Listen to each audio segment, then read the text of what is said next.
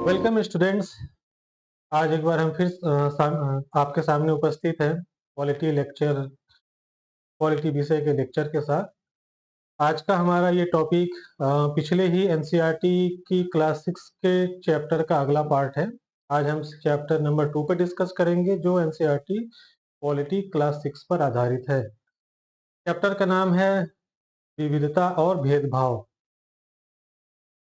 इस चैप्टर में ये बताने का प्रयास किया गया है कि विविधता भारत में कितने तरह की विविधताएं हैं, कौन-कौन सी विविधताओं के पहलू हैं और इसका संबंध भेदभाव से कैसे है। स्टूडेंट्स, आपको अगर हमारा पिछला वीडियो याद है तो उसमें हमने विविधता के साथ एकता की चर्चा की थी। चैप्टर जो फर्स्ट है एनसीईआरटी का, उसमें विविधता के साथ-साथ विविधता और भारत में एकता, इसका डिस्कशन किया गया था। आज के टॉपिक में विविधता के साथ भेदभाव और उससे उत्पन्न होने वाली समस्याओं पर उसमें डिस्कस किया गया है, जिसकी चर्चा हम इसमें करने वाले हैं। संक्षेप में और जो भी चीजें हैं मैं बता दूं, फिर हम आगे उसको शुरू करते हैं। फिर इसमें हम आगे देखेंगे कि कैसे विविधताएं जो है वो नए तरह की समस्याओं को जन्म देती हैं और भारत में कौन-कौन से क्षेत्रों से इस तरह की समस्याएं उत्पन्न हुई। अम्बेडकर की इसमें क्या भूमिका रही, राष्ट्रीय आंदोलन में कैसे इस विविधता और असमानता को दूर करने का प्रयास किया गया, और इससे संबंधित जो भी थोड़े बहुत फैक्ट्स होंगे हम उसका भी इस पे जिक्र करेंगे। तो आइए अब टॉपिक को आगे बढ़ाते हैं। जैसा कि आपको पता है कि विविधता का अर्थ होता है डाइवर्सिटी या विभिन्न भाषाई, सामाजिक, धार्मिक व्यवहारों में अलग-अलग तरीके तौर तरीके, जीवन में अलग तरीके से जीने का प्रयास, खान-पान की अलग शैली, भाषाओं में विविधता, ये सारी भारत की विशेषताएं हैं। इस चैप्टर की शुरुआत में ये बताने का प्रयास किया गया है कि भारत में लगभग दुनिया के सारे बड़े धर्म यहाँ पर हैं। वैसे तो दुनिया में बहुत सारे धर्म हैं, मोर देन 8-10 से भी ज़्यादा आपको मिलेंगे, लेकिन जो प्रमुख बड़े-बड़े 8 धर्म हैं, वो भारत में भी हैं। तो ये ज़ाहिर-सी बात है कि जब भारत में 8 प्रमुख धर्म के लोग रहते हैं, तो उनकी अपनी जीवन शैली होगी और यही जीवन शैली, यही उनके रहने का, सोचने का तरीका, सामाजिक जीवन आदि भारत में विविधता को आगे बढ़ाता है। जो प्रमुख धर्म है भारत में या दुनिया के जो प्रमुख धर्म हैं, सबसे बड़े धर्मों में आप जानते हैं कि ईसाई धर्म दुनिया का सबसे बड़ा धर्म है, जिसमें लगभग पूरी दुनिया की 31% आबादी ईसाई धर्म को मानती है। उसके बाद इस्लाम का नंबर आता है और फिर हिंदू धर्म का नंबर आता है। इसी क्रम में बौद्ध, पारसी आदि है। अंत में कुछ छोटे-छोटे भी धर्म हैं, जैसे शिंटो हो गया, कन्फ्यूशियस का धर्म हो गया आदि। तो भारत में जो प्रमुख बड़े धर्म हैं, इनकी अपनी जीवन शैली है और यही जीवन शैली भारत में विविधता का कारण है। मतलब ये विविधता को बढ़ावा देती है और डाइवर्सिटी को बनाए हुए है। एनसीईआरटी के इस चैप्टर में, एनसीईआरटी के इस टॉपिक में ये समझाने का प्रयास किया गया है कि ये विविधता कैसे आगे बढ़ती है, कैसे उत्पन्न होती है। इसमें पूर्वाग्रह और रूढ़िगत धारणाओं का जिक्र किया गया है।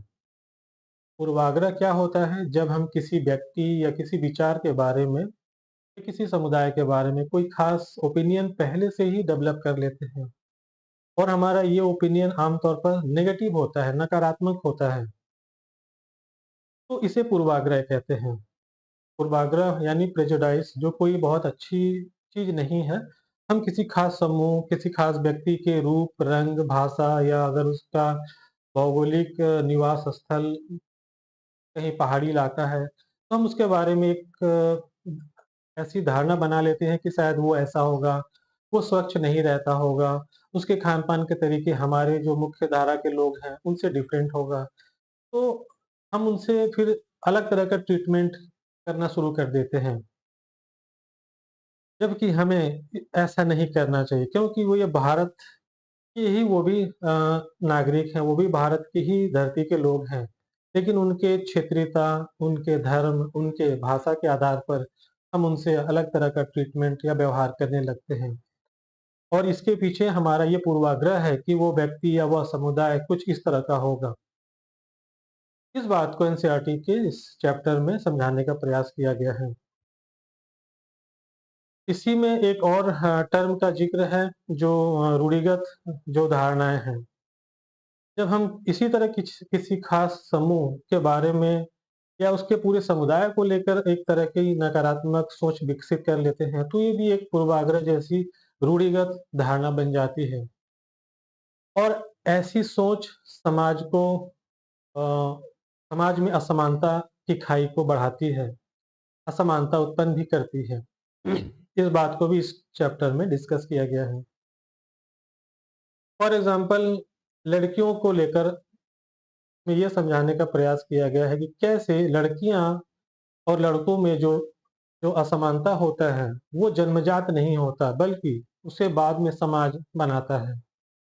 आप अपने घर में आपने देखा होगा कि आप भाई-बहन हैं या आस-पास भी आप देखते हैं, तो लड़कियों के बारे में एक ये धारणा बना दी जाती है कि वो सॉफ्ट होते हैं, लड़के जबकि हार्ड होते हैं, यानी उनका दिल कठोर होता है। थोड़ी छोटी-छोटी बात पे लड़के रोते नहीं हैं, लेकिन लड़कियाँ रोती हैं। कुछ खास किस्म के काम जो लड़कों के लिए कहा जाता है, ये लड़कों का काम नहीं है, ये लड़कियों का काम है। तो इस तरह से जो पूर्व धारणाएँ या इस तरह से जो तरीके डेवलप कर दिए जाते हैं और यही तरीके पुरुष, स्त्री या लड़के-लड़कियों में असमानता को आगे बढ़ाते हैं। लेकिन अगर आप जन्मजात गुणों को देखें, तो लड़कों और लड़कियों में बहुत ज़्यादा डिफरेंस नहीं है। इस चैप्टर में इस डिफरेंस को समझाने का प्रयास किया गया है। इसमें केरल के स्कूलों का भी उदाहरण दिया गया है, जहाँ पर एक खास समुदाय के लड़कियों के बारे में उदाहरण देकर ये स्पष्ट करने का प्रयास किया गया है कि कैसे उन्हें अगर स्कूली शिक्षा प्रदान की जाए और उनके घर के आसपास स्कूल अवेलेबल करा दिया जाए, तो वो लड़कियां भी पढ़ के आगे बढ़ सकती हैं और वो सारे काम कर सकती हैं जो नॉर्मल एक पुरुष करता है। इसी वजह से केरल में शिक्षा का स्तर बहुत ज़्यादा है और वहाँ पर असमानता उतना नहीं है जितना भारत के अन्य राज्यों में है। तो ये विविधता और भेदभाव से संबंधित एक बहुत अच्छा उदाहरण है। इसमें एक शब्द का ज़िक्र किया गया है जिसका संबंध हम आगे चलकर अम्बेडकर से समझने का प्रयास करेंगे। वो शब्द है दलित। भारत में जो दलित शब्द है वो ऐसी जातियों के लिए यूज़ किया जाता है जो अपने आप को सदियों से दबे हुए या कुचले हुए समझती हैं। वे केवल समझती ही नहीं है बल्कि उनके समझने के पीछे का ठोस कारण भी है। भारत का ये इतिहास इस बात का गवाह है कि आप ये समझ लीजिए कि भारत की जो जातिगत जो हमारी परंपराएं हैं, उसमें कुछ जातियों के साथ हमेशा भेदभाव हुआ है।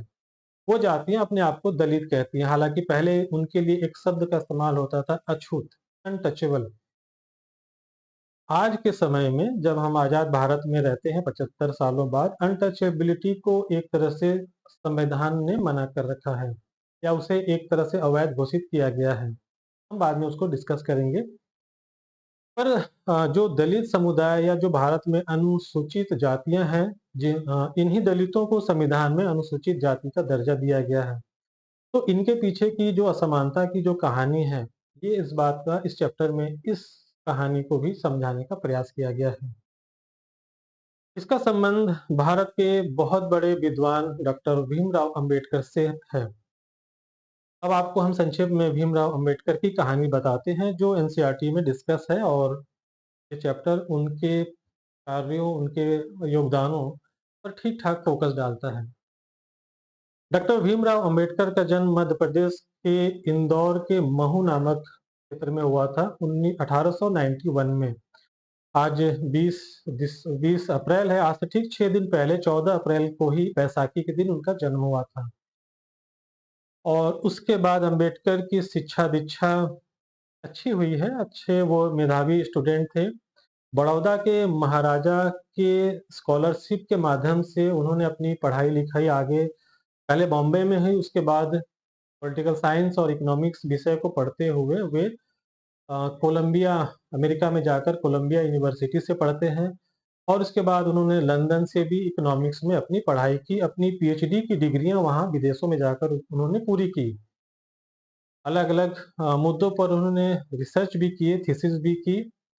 फिर भारत आकर उन्होंने भारत में उनके जाति के समुदाय के लोगों के साथ, जिस जाति से वे संबंधित थे, अम्बेडकर दरअसल उनका जन्म मध्य प्रदेश में हुआ, लेकिन उनकी जो वर्किंग क्षेत्र था वो महाराष्ट्र था और वो महार जाति के थे।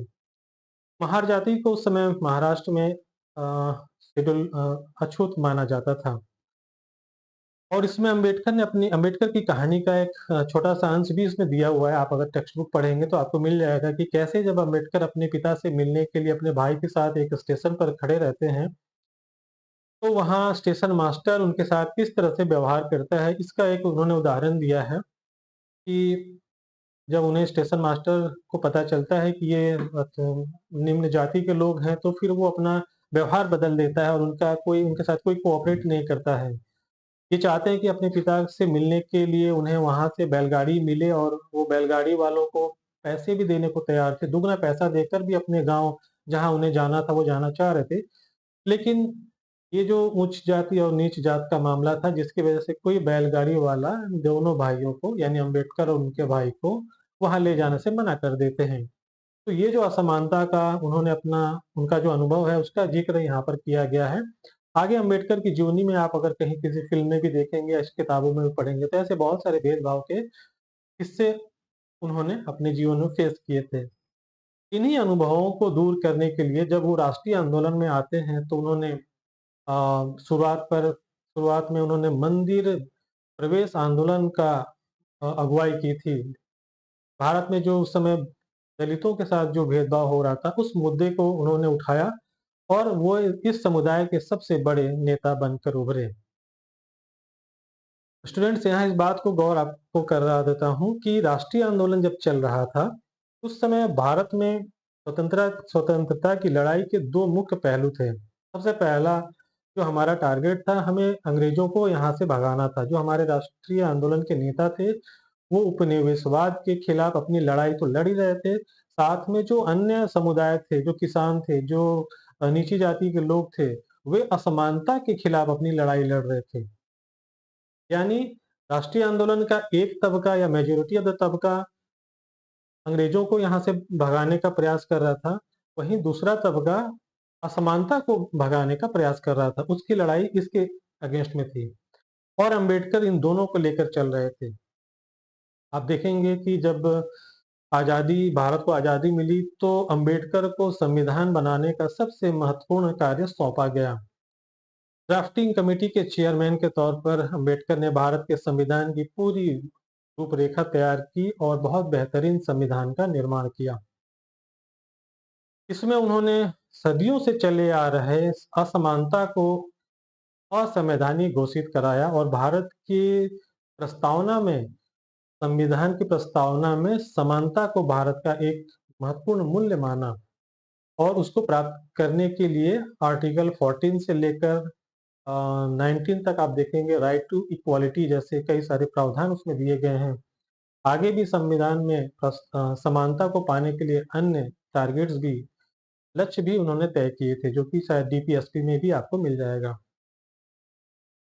तो इस तरह भारत में जो विविधता थी और आज भी जो हमारी विविधता एक तरह से हमारी शक्ति है, इस चैप्टर में ये समझाने का प्रयास किया गया है कि विविधता केवल हमेशा पॉजिटिव रिजल्ट लेके नहीं आती है, विविधता का एक नेगेटिव एस्पेक्ट भी होता है। कई बार विविधताएं नकारात्मक दिशा में भी चली जाती हैं और उसी का उदाहरण जो है विविधता और असमानता चैप्टर का जो टाइटल है, यही समझाने का प्रयास किया गया है कि विविधता हमेशा एकता ही नहीं बनाती है, बल्कि विविधता का जो नेगेटिव एस्पेक्ट है वो है असमानता, जिसको दूर करने का प्रयास डॉक्टर भीमराव अंबेडकर ने अपने संविधान में बनाकर दूर करने का प्रयास किया। अ, इसके साथ इसमें इस चैप्टर में एनसीईआरटी के इस चैप्टर में कुछ अन्य भी छोटे-छोटे टर्म हैं, जैसे भारत में अलग-अलग धर्मों के लोग रहते हैं। तो एग्ज़ाम के पॉइंट ऑफ व्यू से आप इन टर्मों का डेफिनेशन एक बार देख लीजिएगा, जैसे दलित का क्या अर्थ होता है, पूर्वाग्रह का क्या अर्थ होता है, रूढ़िगत धारणाएँ क्या हैं। अम्बेडकर की जीवनी एक बार उसमें डिटेल्स में दिया हुआ है, आप उसको इंटरनेट से भी एक बार देख लीजिए, पढ़ लीजिए। और जो फैक्चुअल बातें हैं, वो हमेशा एग्ज़ाम में प्रीलिम्स में पूछी जाती हैं, चाहे वो कोई भी एग्ज़ाम हो, यूपीएससी का तो खैर होता ही है, स्टेट पीसीएस में भी क्वेश्चन इससे पूछे जाते हैं। मैचिंग टाइप के क्वेश्चंस ज़्यादा हो सकते हैं, इसलिए आप इस चैप्टर से अम्बेडकर की जीवनी को थोड़ा डिटेल में आप देख लीजिएगा। और भारत में जो धर्म है, अगर आप धर्मों का आंकड़ा भी देख लें चार्ट आदि के माध्यम से, तो आपका कॉन्सेप्ट क्लियर हो जाएगा। हाँ, जो पूरा चैप्टर है वो आपको निबंध लिखने या मेंस की किसी आंसर राइटिंग में बहुत हेल्प करेगा। तो स्टूडेंट्स, हमें उम्मीद है कि ये चैप्टर आपको बहुत पसंद आया होगा और इसमें जो ली बातें बताई गई हैं वो आपके काम की हैं। आप इसको पढ़िए और वीडियो के माध्यम से समझने का प्रयास करिए।